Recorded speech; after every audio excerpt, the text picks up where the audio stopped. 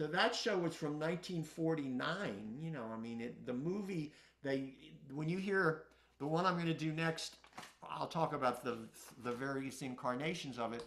But with Carol Channing, it in the original arrangement, which I listened to all three versions again yesterday, just to think of what to say about it. But um, Diamonds Are a Girl's Best Friend is more like a Cole Porter-ish kind of song with just a few, you know, one image after another that's a little bit funny. It's not, these are not the greatest lyrics in the world, if you ask me. I mean, this was written by someone named Leo Robin. I don't know who that was. But Julie Stein worked with a lot of other lyricists before this and after. Obviously, he wrote Gypsy with Stephen Sondheim when he was young, but he also wrote with Comden and Green, which I'm going to do for the last song. This is the next to the last song, Diamonds Are a Girl's Best Friend.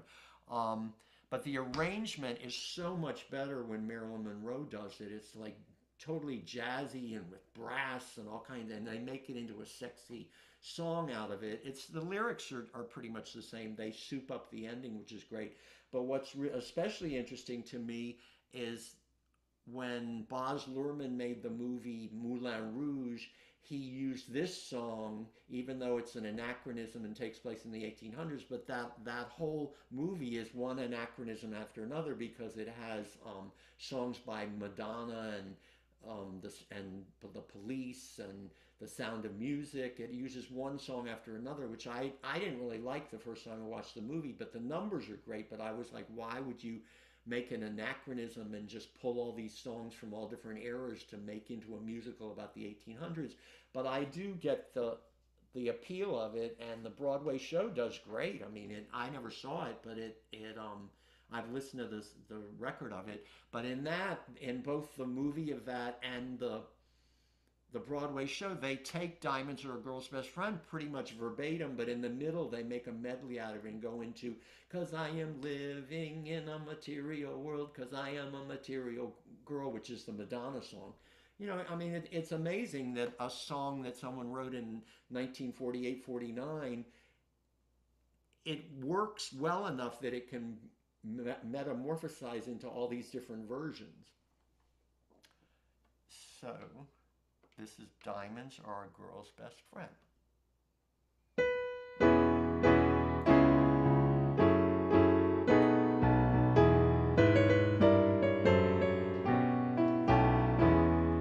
The French are glad to die for love. They delight in fighting duels. But I prefer a man who lives and gives expensive jewels. A kiss on the hand may be quite continental, but diamonds are a girl's best friend. A kiss may be grand, but it won't pay the rental on your humble flat or help you at the automat. Men grow cold as girls grow old, and we all lose our charms in the end. But square cut or pear shape, these rocks don't lose their shape. Diamonds are a girl's best friend.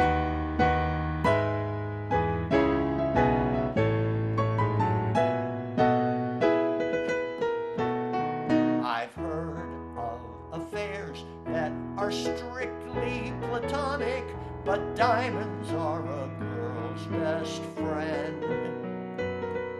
And I think affairs that you must keep Masonic are the better bets. If little pets get big baguettes, time rolls on, and youth is gone, and you can't straighten up when you bend. But stiff back or stiff knees, you scan straight at Tiffany's. Diamonds are a girl's best friend.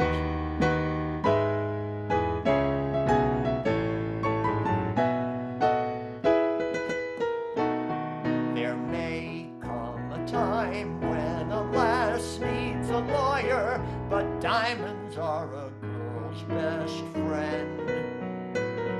There may come a time when a hard-boiled employer thinks you're awful nice, but get that ice or else no dice. He's your guy when stocks go high, but beware when they start to descend. It's then that those louses go back to their spouses. Diamonds are a girl's best friend.